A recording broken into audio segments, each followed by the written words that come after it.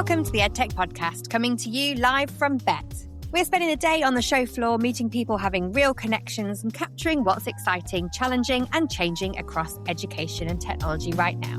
Let's see who's up.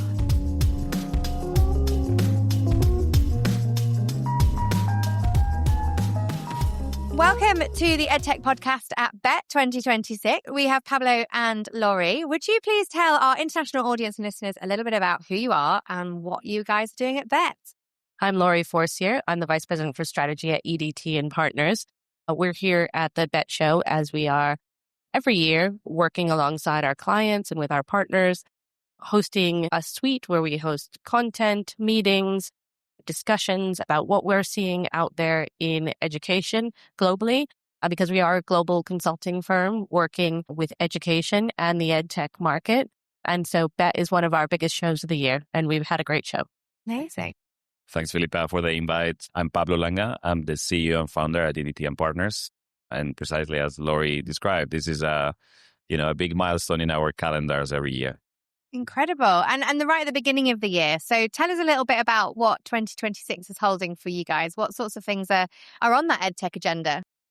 Sure. I mean, I need to start with a little bit of the AI story. Fortunately or unfortunately, it's a big part of what's driving it. Interesting enough, this year, BET it overlaps with Davos and also overlaps with a number of other geopolitical activity that we're seeing. So I think we're living such an interesting time. Just for you to have an idea, we attend more than 60 events around the world.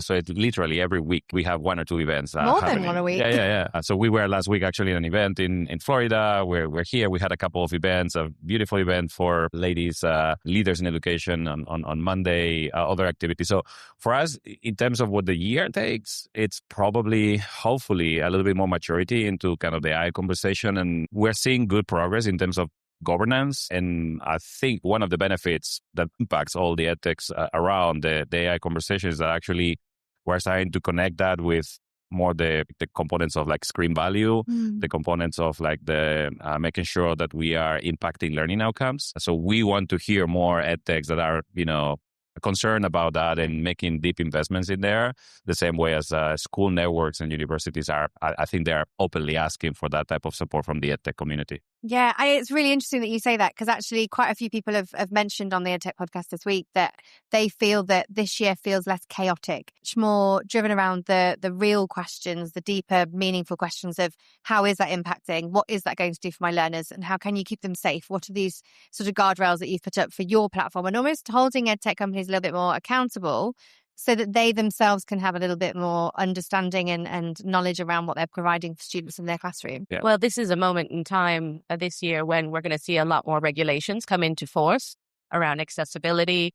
We're hearing from folks out of the US that there's rules coming into place around accessibility, some that we know about, some that we don't know about right now. And so I think that's helping to crystallize some of those questions around what's important and what people need to be very concerned about. So it's bringing I think a really positive focus around the responsible use of technology, a reset and a rethink around when do we need to use it and also when do we not need to use it. I hope that the year sees a move away from these kind of real dichotomous conversations around like, let's ban everything because it's not reasonable in terms of what real life is like and is going to be like. I heard associated with those conversations also more of a focus on parents, particularly thinking about, yes, we need AI literacy for teachers. Yes, we need AI literacy for children. But that also means that parents have to be part of this conversation, and it's not a bolt-on. No, it needs to be completely part of it. So I heard from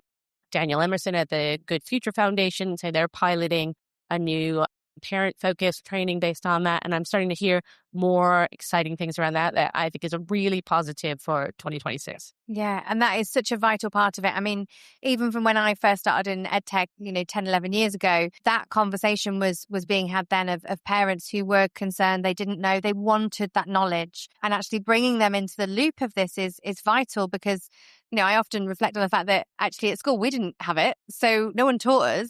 We've had to learn and get on with it ourselves. And then when you come into becoming a parent, you're again in a very different trajectory. You've not had those mistakes that you could make. You don't have that opportunity to reflect. You haven't had that modeling from your own parents around it because it's so new. It's something we're all going to have to get used to. And it's interesting, and perhaps we can all reflect on this too. I know Pablo and I talk about this, that we work in education technology. We have children who are using technology, and we don't feel we have all the answers. We heard from Erin Moat, who joined us in our suite this week to talk with Pablo about AI, and she reflected the same thing. One of the foremost leaders, really thinking and pushing for this in the US. And she's like, look, I don't have all the answers, and you need to figure that piece out. I think it's going to be definitely, I would hope very much in exactly the same way you said, that we stop with the banning and think more logically around that efficient use of it and actually seeing it as the tool that it is and that it is going to be part of our lives, and it's just getting used to that. What other sorts of trends and things are you seeing then? So obviously AI, parents, what else is happening? I think this is a year we're still going to be a lot influenced by some of the trends around kind of screen, no screens, etc. As you were describing. I think this will continue to be a relevant topic. We've seen this happening in the past, and probably this will be a wave of like, we ban phones, but still there's like good solutions out there that are making the right impact. Ultimately, as you were describing, parents want their kids as they graduate high school or as they kind of get into university to master some of these new technologies that they are going to need in the marketplace, right? Social emotional learning. I feel we've talked many years about it. It's the first time that talking to a few secretaries of education that have visited BED, a few large school groups, we are perceiving that people are taking it a little bit more serious. And it's not only the relevance of it to have it kind of embedded in curriculums, to have it as part of a major initiative, but also can impact learning outcomes. It can be an important element of kind of human development as we grow. So 50, hoping that the conversation will continue to mature, but I think it's going to be an important part of the agenda for the rest of the year. And I think there is an element on the governance, right? It's like yesterday in one of the discussions we were having in our space was like, how's the future of a school or a university that has like 1,000 agents deployed? How does the governance of that look like? How does the governance look like when a good educator can create other bots or their kind of agents for the rest of his peers, or a good student for his peers, or like a parent for other parents in a school system? I think it's important that we think more about how to make perhaps a quick few mistakes, rapid mistakes there, so that we can kind of put the governance that will continue to grow. But we think probably the rest of the year we'll continue to see that conversation maturing. Global frontiers, everyone, because of the geopolitical situation, is another big topic that we hear. We see a lot of the EdTech players from North America with more energy than ever on their interest of going elsewhere due to kind of funding resources, etc. So that's going to continue to be a trend. If any word of advice, anyone that's listening, it is not easy. And one of the things that we normally say is like, you need to know how they like their coffee in the country that you are trying to do something there. It's not as simple as I'm going to localize the product, or it's already localized, or I'm going to sell into my American schools in a country. It takes so much more.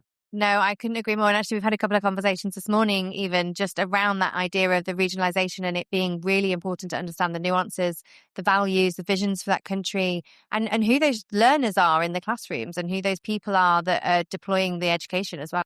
I want to follow up that point Pablo made about social emotional learning, because what I've heard across a couple of different conversations is that merging more deeply with the skills conversation.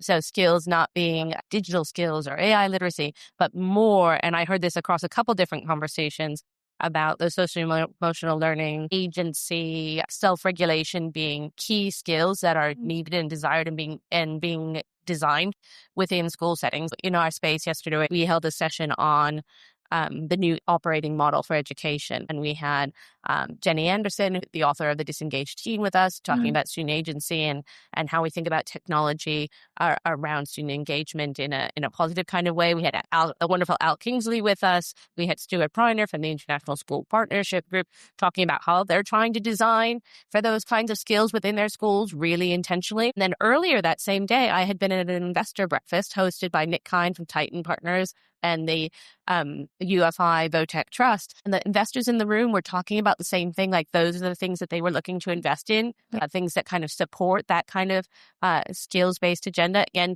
talking more about, how are we developing these human skills, how that's going to make a real difference. Yeah. I think not only those it is a real, I think, trend that we're going to continue to see, a welcome one again. Yeah. And that is so vital, I think, as well in this day and age where we are seeing so much technology and there's a lot of reliance on it. And there's a lot of people who potentially, because of they're either going full force or they're ignoring it altogether. There's an awful lot of students who are taking advantage of both of those scenarios and utilizing technology a bit too much. And actually those important skills of being able to communicate what you know, telling people about that knowledge, making sure that you can, articulate yourself in the most effective way are going to become really important parts of the future. Absolutely. Yeah, especially in a world where, a lot of the coding and kind of some of the things that we expect and we're seeing not only in this industry, but others being automated even more so. I mean, you can make apps in seconds these days, can't you? I mean, how good they are, would be a bit more questionable. But absolutely, I think it's the ability to articulate your thoughts and feelings and around certain topics are going to be much more important than those skills like coding, unfortunately. And so what have you been having conversations? You've been talking about their investors at Bet. What sorts of things that you have been a bit different, that have got a bit off piece, that you thought, I've not heard about that before or yet? That's an interesting one. I want to make sure that we touch on something that probably has been left field or like we're not expecting. I'll tell you a few of the things that we've seen kind of in terms of commonalities, right? Like the consolidation in the schools market globally, right? I think that continues to be a trend.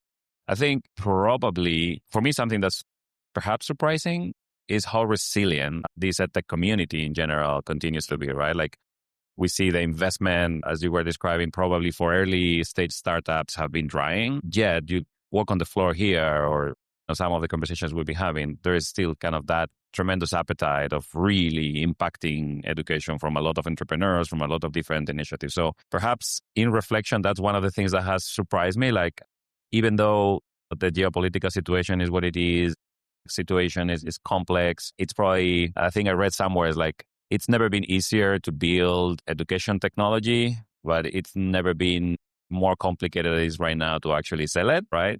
So I think that's probably surprised me, that the level of energy from the entrepreneurs and from the different companies kind of is at top levels regardless of that. So I think kudos to the community for continuing pushing. I agree massively. I think one of the things that I really admire is the fact that actually educators are now saying, well, what does it do and why and how is it helping? And they're questioning it. Whereas, when I first kind of moved into specifically running EdTech in schools, it was very, oh yeah, we've got this, we've got that. And it was, okay, but what does it do? Oh, no, just use it. And actually now we're going back and saying, well, actually it hasn't shown the impact or it isn't doing that. And so keeping EdTech companies on their toes and saying, we need you to not just be selling to us because we're education and you might be able to make a quick buck, but actually, what is it doing? How is it impacting? And what's the impact that it's going to have on my students? Yeah. Sorry, I think one reflection, probably something that has surprised me a little bit, and I don't know if other people are seeing the same thing. We see I was surprised to see like the lines in between the school operators, the EdTech providers, the content providers are being more blurred. So precisely because perhaps it's easier to build technology, or it looks easier to at least to build technology, we're seeing more groups deciding as a school group, it's like, maybe I want to build that piece instead of actually licensing it or like buying it from a vendor. And you see on the content side, it's like, oh, we need to be much more technology enabled. And you see the technology players saying, well, we don't need anymore maybe the content partner for these specific things, right? So I think the lines are being blurred and we are seeing the first evidences of those here a bit this year. So yeah, I will see how that continues to evolve.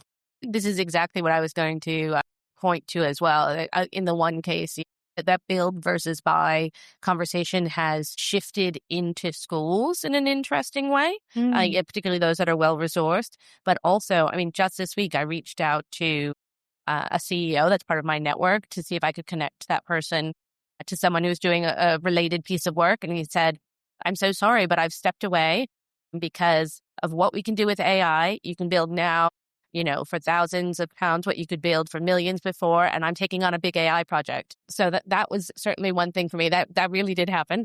And the second thing I would say is I've seen some really wonderful conversations this week. Pablo and I have both been part of these, between educators, folks in schools and in industry and in technology, coming together in different kinds of ways.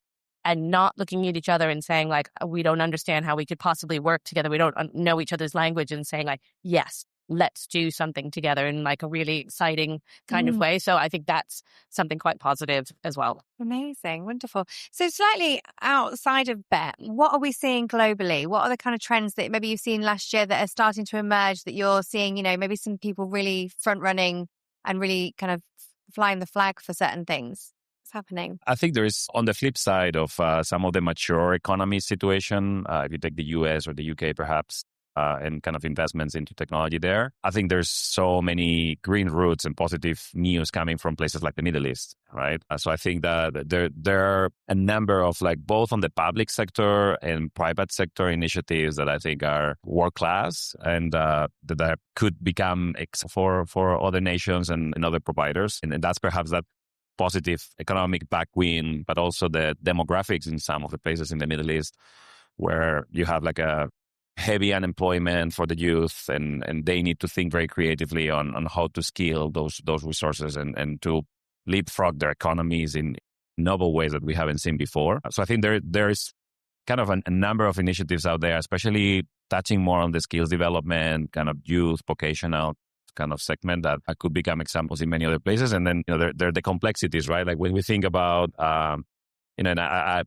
want to kind of continue with the AI, but a lot of AI around English. But how many people have tried to do quality AI in Arabic? Oh, absolutely. It has its own nuances. Let me tell you that. And its own loops that you need to go into. So those are the type of things that we see, like because of the nature of the regions, like for example, in the Middle East, are phenomenal lessons learned. So you can take that into Portuguese or into like other languages that are not as well served as might be English or Spanish, perhaps. I think there's the China conversation that's very interesting on some of the developments that are happening there and how that kind of education ecosystem starting to kind of reset a little bit. But when it comes to education technology, it will be a market that's interested to keep an eye on as some of the regulatory, major events that happened just before COVID, that those are like being eased a little bit. And there is, I think, interesting things happening out there.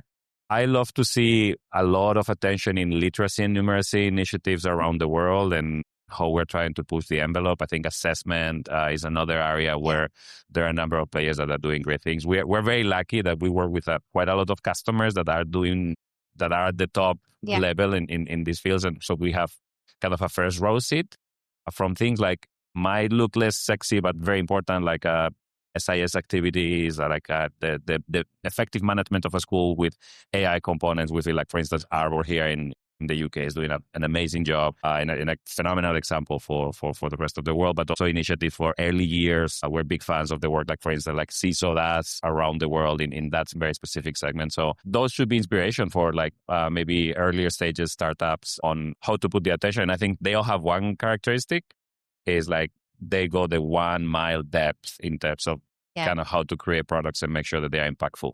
Yeah, and I think there's so many resources, isn't there, now that emerging markets can take from and take some really great practice and some great learnings from some of these more, well-established countries and regions that are doing some of these amazing things. Yeah. Amazing. Thank you guys so much for being on the EdTech podcast. It's been an absolute pleasure to hear from you, and thank you for your insights. Thank you, Phil. Thank you, Philippa. Thanks for the invite. This episode is brought to you by Edmentum, a leading EdTech provider bringing global, future-ready learning to schools in more than 100 countries worldwide. I'm fortunate enough to have long-time familiarity with Edmentum, their commitment to keeping pace with the needs of today's students and then delivering innovative solutions that both accelerate academic achievement across K through 12 and enhance university and career readiness for all learners truly sets them apart. Backed by the highest caliber of research, Edmentum's AI-driven assessment, personalized curricula, and virtual instruction give the tools to prepare students for a successful future. Visit edmentum.com to learn more about Edmentum's comprehensive solutions and how they can help you address your goals. So we are here at day 2 of the BET conference in London 2026. The EdTech podcast, and we have the wonderful Graham Feek from Greenwood Academies Trust here with us. Hello, Graham. How has your day been? Hi, Philippa. I think I've got a little bit less shoe leather left than when I started the day. And, hopefully they're comfy ones. They are today. They weren't yesterday. That was a first mistake of the day. Yeah, always. It's been, as it always is, incredibly busy. You forget how many people that you know in the sector. So actually some of those sort of chance discussions are probably the more valuable things that happen in the sidelines of BET. But it's been great, really great. And as I was saying earlier, I had thought this year not to bother because we've sort of done a lot of contemplating about where we're going, what we want, what are the products are fairly settled. So I thought, is there any point? But I'm so pleased I came. Yeah. And so what sorts of things have you seen? What kinds of things are you hearing about that, been a bit eye-opening? I guess a couple of standouts. One is a really, I guess, basic but incredibly important thing, which is around hardware supply. We talked to the vendors. They are now predicting COVID levels of shortage of supply. Yes. So I think schools wanting to invest in technology for next academic year needs to be buying now. Yeah. And even that's not going to guarantee supply. The prices are going through the roof because of a huge worldwide supply and chip issue because of expansion of data centers and AI and so on.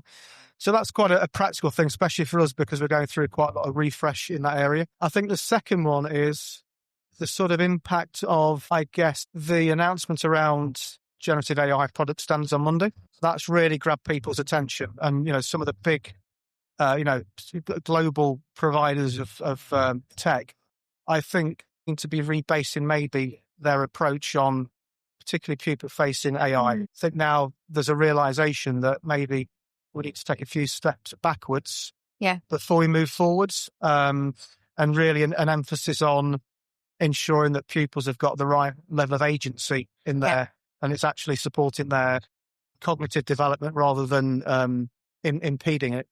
And that's quite a noticeable change, I think, from last year. Last year and previous years actually have been very much about the fancy things that you can do with AI in the classroom or outside the classroom, but very much in the classroom. Now, clearly there's still some of that, but I think now from the conversations I've been having, it's a much deeper conversation about Gen AI. It's about building for it. It's about governing for it. I guess, so the iceberg analogy where 80% of this you're not going to see. No, and I absolutely. think people want to often take the shortcuts to, take the perceived benefits and aren't really thinking through some of the other things. I'd say those two issues probably more so than others have stood out. Yeah.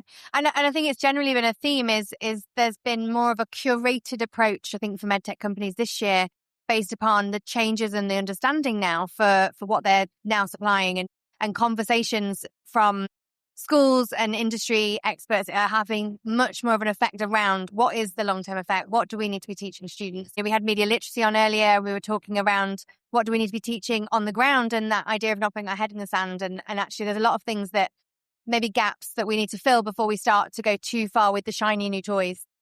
Yeah. Yeah, absolutely. That's the sort of message I've heard. Really trying to get everything in the right order. Sometimes maybe the ordering's been wrong. Probably trying to move to some of the, what appear to be very beneficial things without really thinking through the full effect of that. I think the other thing that plays into it is around cybersecurity. Some of the vendors we're meeting, where in previous years the customer service, customer facing aspect of that will be around the product. Now it's equally around the security. Yeah. Microsoft, the work we're doing with them, it's very much turned 180 degrees in terms of the approach on cybersecurity, really governing where you go to. Yeah. And I think a genuine desire for big software houses, as you say, to understand what the needs are and what the particular benefits are and, pedagogically how these tools are working. So, and that seems so in other words, it feels like their approach to developing the software might be a bit more malleable perhaps than it was previous years. Yeah, definitely. And there's definitely more of a co-creation and wanting those insights from educators and that pedagogical aspect as well, isn't it? So you obviously have in the Greenwood Academies Trust a large number of schools. How is 2026 going to kind of look out for those schools? What sorts of things are you kind of trying to start to bring in? We know change is an interesting and difficult thing to do, but with all the things happening in EdTech, what are you doing as a trust? So we've done a lot in terms of I guess getting a lot of the bedrock in place for when we've taken a wider view about how we want to adopt AI. I think it's fair to say we've been relatively cautious about our adoptions, building a lot of, I guess, integrity around systems that we've got and developing new systems, particularly around core enterprise level systems that hopefully will make us a lot more efficient, drive more money into sort of teaching and learning rather than back office. So I think there's been a big move on that.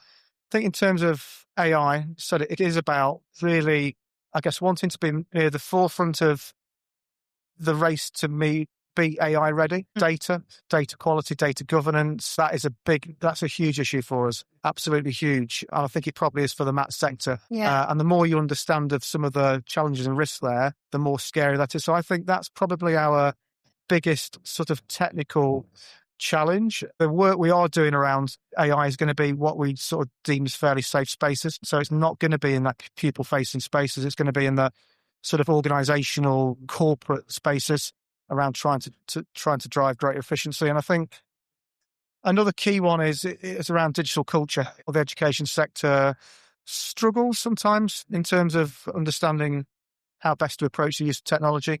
But I think in our organisation, the digital culture is a big piece of work, and that's really a sort of a leadership thing, not a technical thing. I think without that, we can build an awful lot of capability and tooling. Yeah. And actually the benefits of it are going to be modest, to say the least. And I think if we don't do that, we're doing our pupils and staff a huge disservice. And I think those organisations that do get the culture fixed, are going to be the ones that thrive in maybe 3, 4, 5 years' time. Yeah, absolutely. Especially with the rapid pace of change, to have that embedded already is going to allow people capacity, really, isn't it, to be able to adapt to the change and the new things that are going to come out.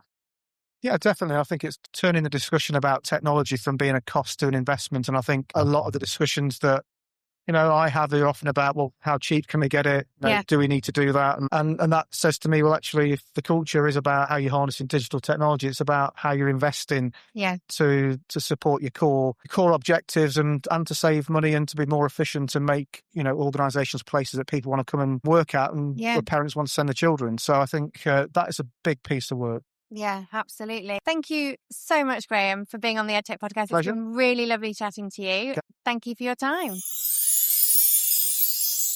Bet 2026 may be done for another year, but the bet story hasn't even begun. As the door closes here in London, the conversations we've been having don't stop. They travel. Across regions, systems, classrooms and communities, education and technology continue to evolve, and Bet remains part of that global journey. Over the months ahead, you'll see Bet showing up around the world at Bet Brazil in Sao Paulo from the 5th to the 8th of May, Bet Asia in Kuala Lumpur from the 23rd to the 24th of September, and heading to the US for Bet USA in Nashville from the 8th to the 10th of November, which was officially launched right here at Bet 2026.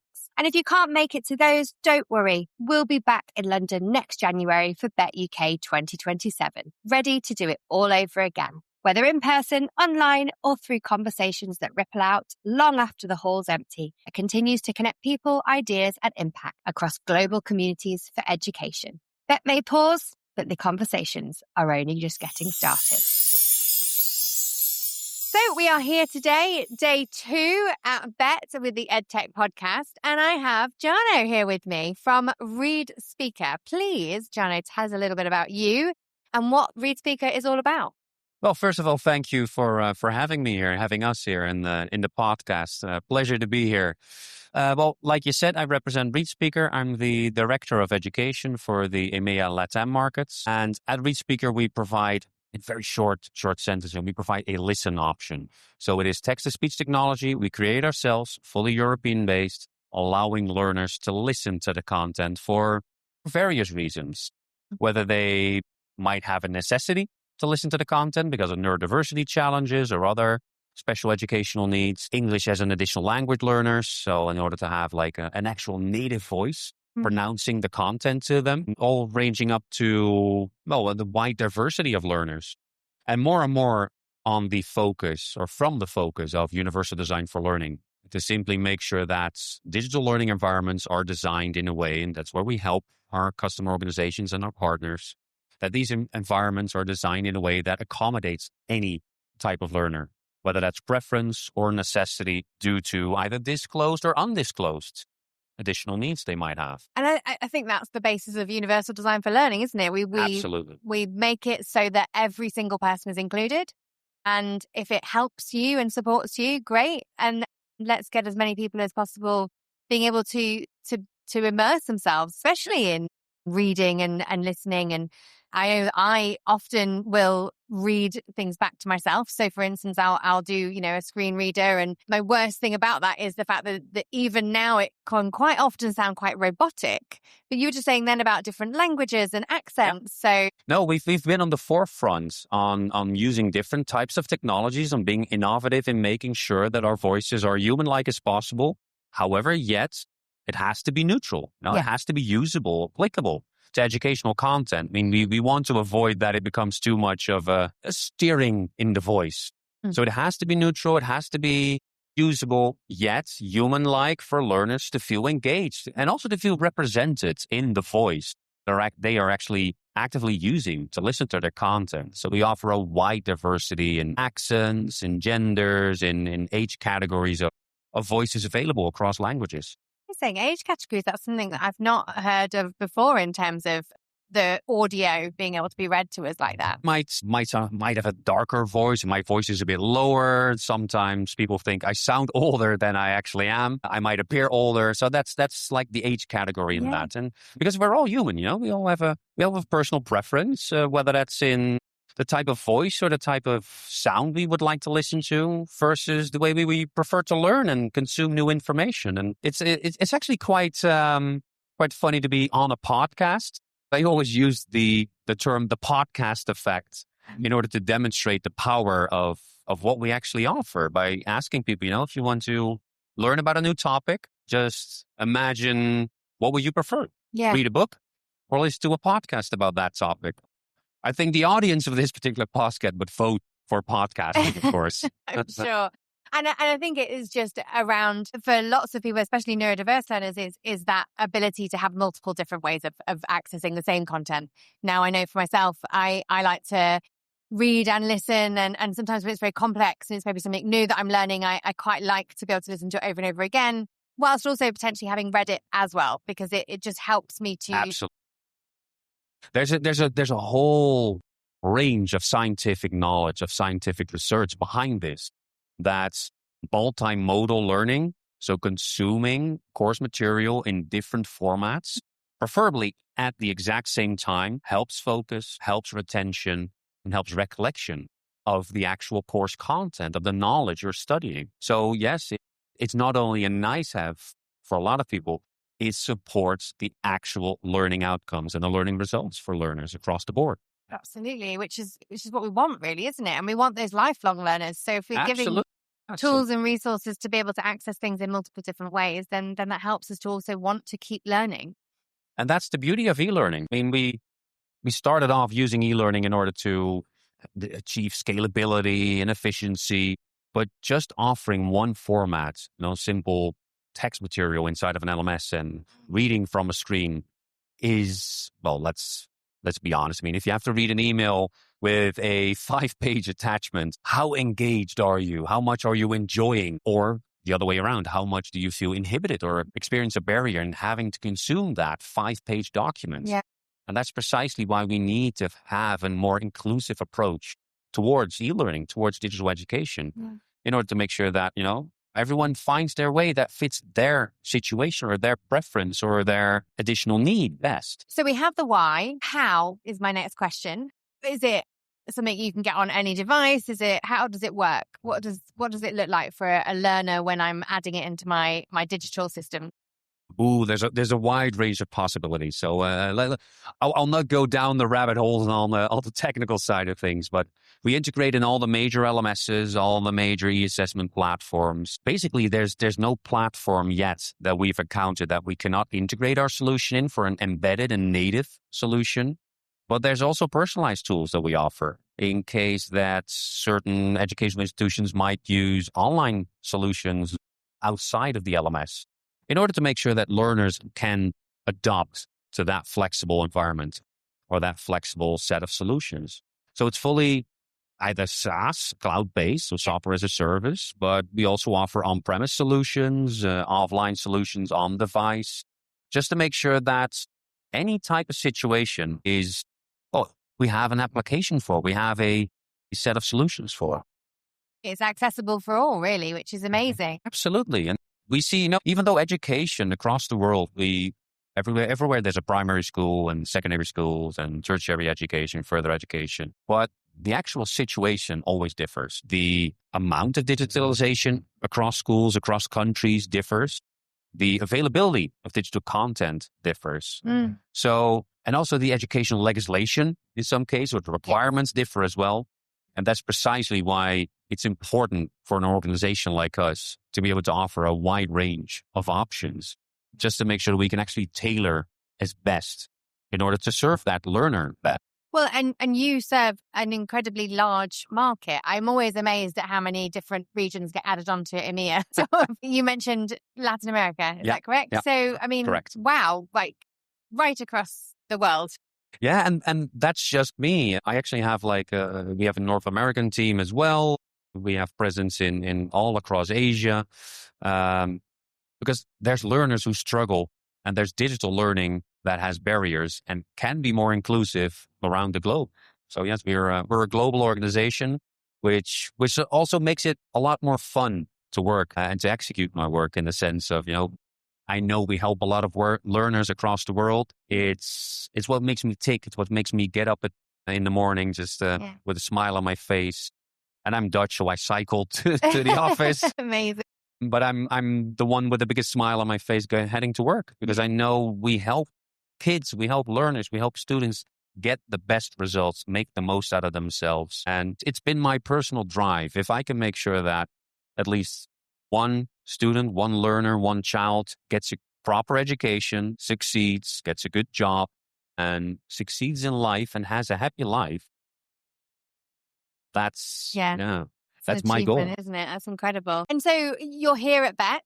Is it the first time you guys have been at BET? I feel like it probably isn't, but do tell us. I think my personal first time at BET is 10 years ago, something like that. As a company, we've been at BET maybe 15 years so far. So we're a BET veteran. You are amazing. Gosh, 10 years ago, I can't imagine that this place was looking the same as it is right now. As much as it was EdTech, I think it will have been a very different kind of narrative, wouldn't it? Absolutely, absolutely. We didn't have the esports departments, even though it's lesser of esports focus. Serious gaming or educational gaming wasn't a thing all the way back then. So yes, we see all those changes over time. It's always fun to see new parts, new applications, and then new innovations across the floor. Absolutely. It keeps everyone on their toes, doesn't it? Definitely. And so what sorts of things, are you speaking here? Have you been on any panels? Have you been doing any discussions with other people? Or is there anything specifically that's really stood out to you? Well, we've had one of our customers indeed do a presentation on our behalf to showcase, the actual effect it has on learners. Yeah. How several of their students feel more empowered, but also how their parents are impacted, in a sense that they no longer have to help be like an educator at home. Yeah. But they can go back on being a parent, being a mom again, while their kid studies self-sufficiently or self-reliantly, using our solutions. What most stood out for me so far is the international crowd. That's always the most beautiful thing. I love talking to people. I love meeting new people across cultures. It's just nice to hear how in different countries people treat education, even though it's the same systematic. Kids come in, they learn something new, they have to pass an exam in order to graduate. It's always different. And it's that diversity that I really love about the BET. That's incredible. And I couldn't agree more. I think it's so amazing to have so many people under one roof who are all here for the same purpose as you. They want to make a difference in students' lives and in learners' lives. And that is the incredible thing around this kind of ecosystem, isn't it? I know that EdTech, Absolutely. I genuinely believe that is one of the nicest communities where people are here just to kind of really help and inspire one another. So it's amazing to have you guys as part of that as well as veterans and leading that way. It's been an absolute pleasure to have you on the EdTech podcast. Thank you so much for being with us. It's been a pleasure joining you today. Thank you very much for having us.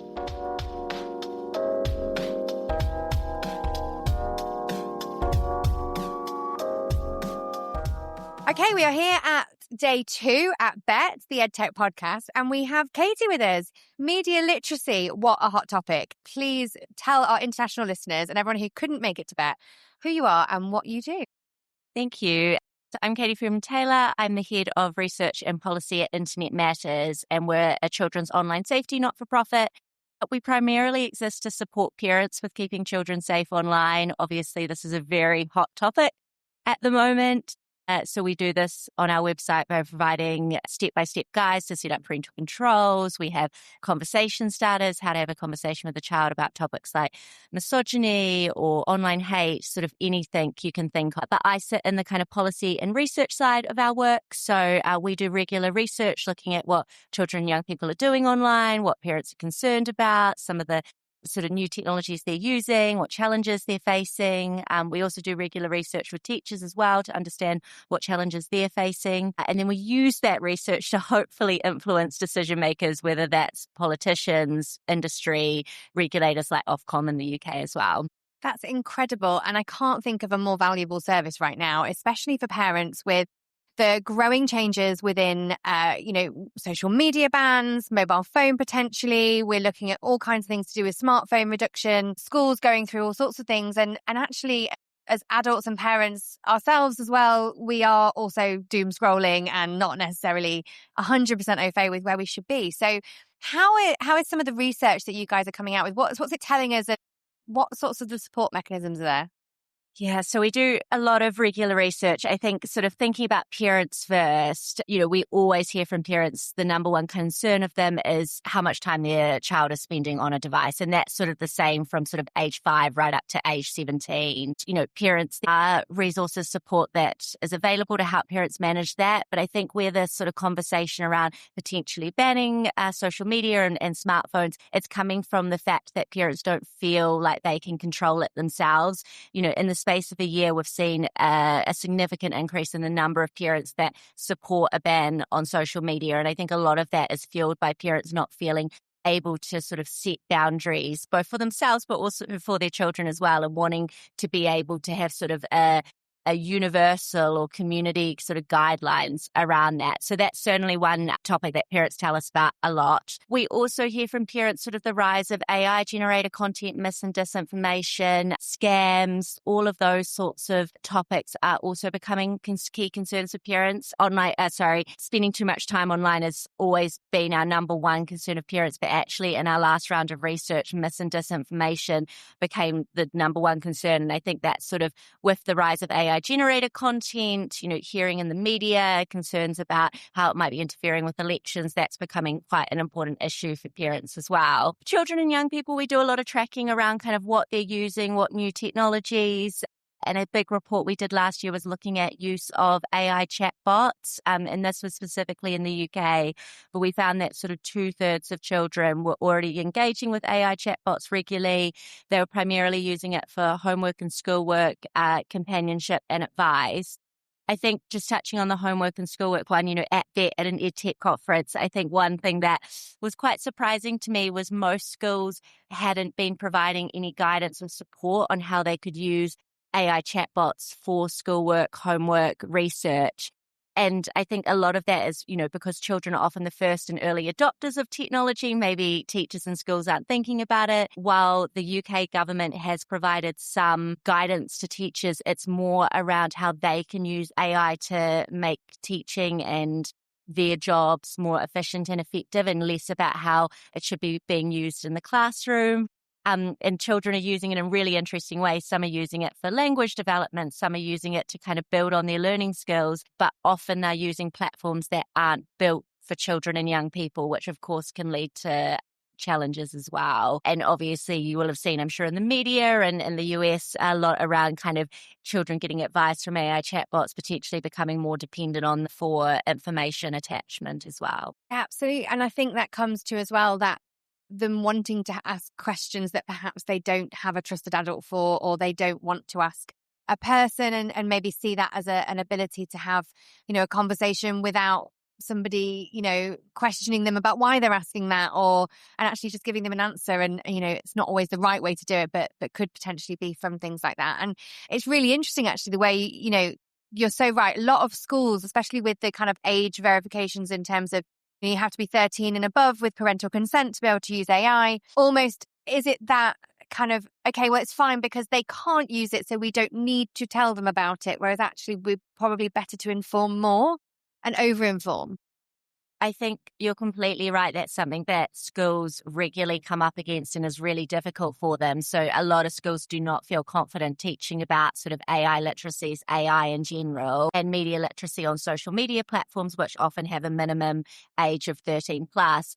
We know that children are engaging with those platforms before those ages, and it's sort of difficult. Schools are like, for this child safety purpose, keeping children safe online, they should probably be teaching about them before the age of 13, but often they don't feel that they should be doing that because that could also encourage children onto the platforms. I think a really simple solution that we often advocate for is having age checks for those minimum age so that there is enforcement, and therefore we would know that children aren't on those platforms because it was rigorously being enforced by the platforms, and that would hopefully take away a problem for teachers, but also clearer guidance from government as well on, will they be punished, or for them to talk about these platforms before or when they know children and young people are already engaging with them as well.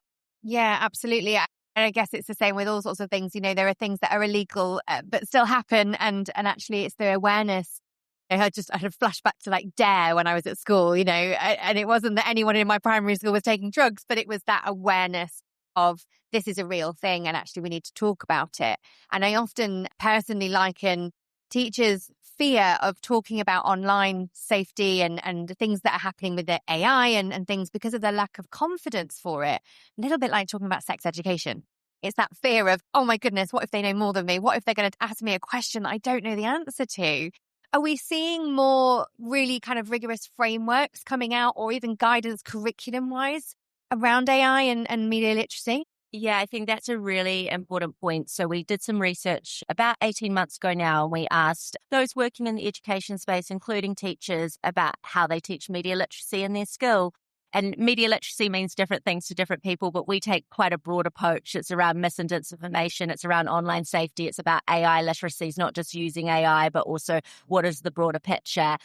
And we found that often teachers didn't feel confident to teach about these topics. And we heard from children and young people that often they would get taught quite a lot about password security. Maybe they'd have 3 or 4 lessons on that, and then half a lesson on sort of online relationships. Because as you can see, teachers are probably much more confident teaching about passwords than they are about meeting strangers online and potential risks there. So I definitely think there's more need for training and support for teachers through their initial teacher training, but also investment in CPD. And that needs buy-in from, the top level, the senior leadership within schools, governors, but also the government setting that direction as well. As well as training, we also want really good resources. There's so many resources out there. Organizations like Internet Matters deliver them, but the PSHE Association, the government themselves have resources.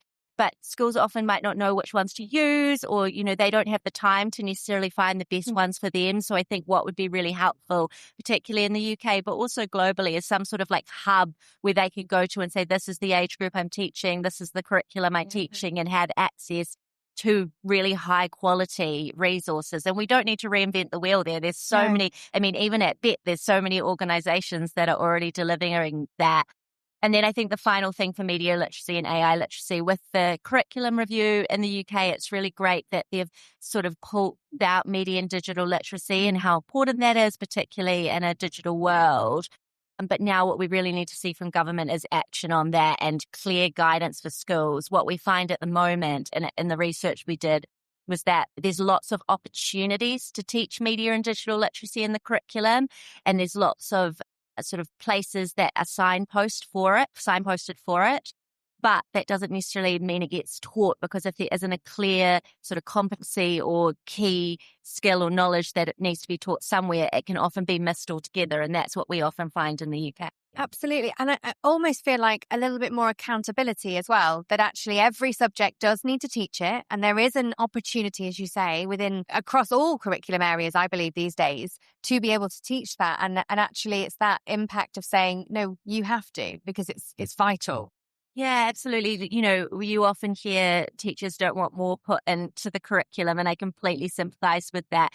But I don't think it necessarily needs to be more. It's just about taking things you're already teaching and putting a digital lens onto that as well, and giving sort of clear guidance around how that can be done. And I think also, in a digital world, these topics are really important. Media literacy, is sort of how, intertwined with English, with understanding statistics. It's intertwined with science as well, and the mis and disinformation that spreads there. So I think it's really important that it is thought about across all of those subjects. Yeah, absolutely. I wonder recently, I don't know whether everybody has been, but I've been getting a lot of these kind of like, 2026 is going to be the kind of year where everyone says, I want it all to be natural. It should be all created by the person. It shouldn't be AI generated. Going to kind of see that kind of reflection and reversion back to the good old days. How much do you see that coming through? And do you think that will have an impact? So I've seen similar things just sort of in my personal life. I think the challenge with that narrative is people maybe that's when understanding or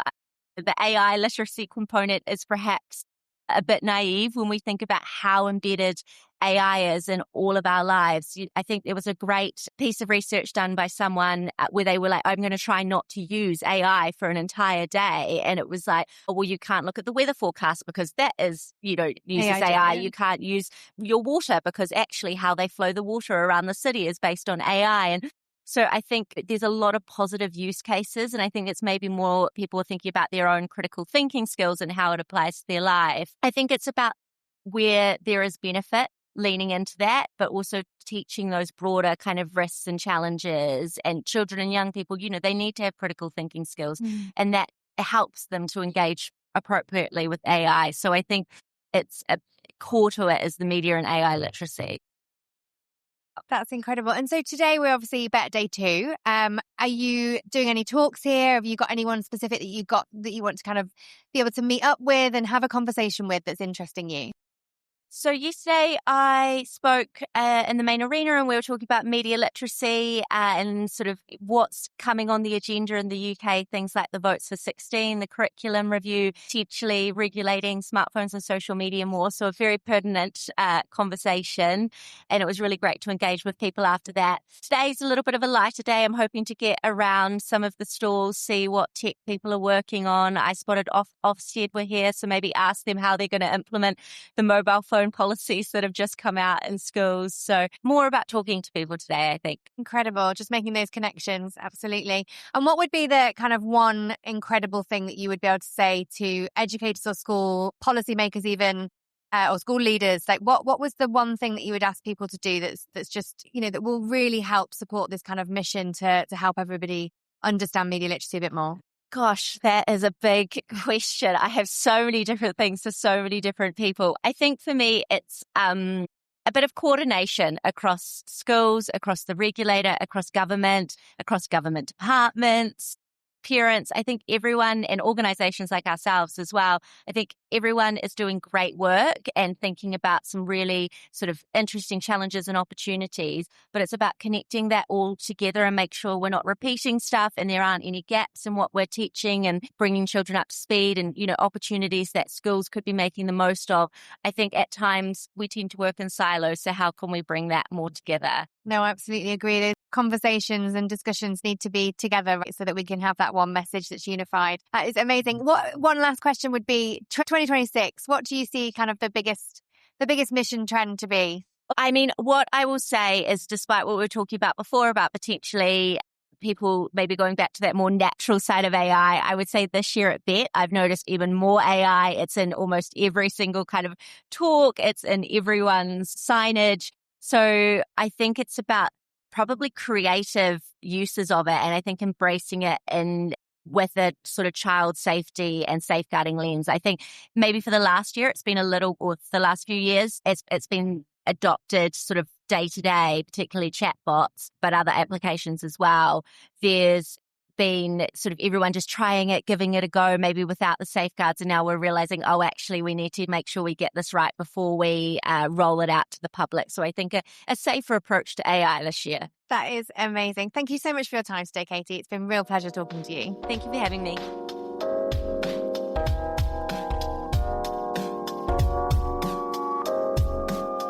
Thanks for listening. That's another conversation from BET. There's plenty more to come as we continue talking to the voices from across the global EdTech community. Stay with us for more live conversations from the heart of the event.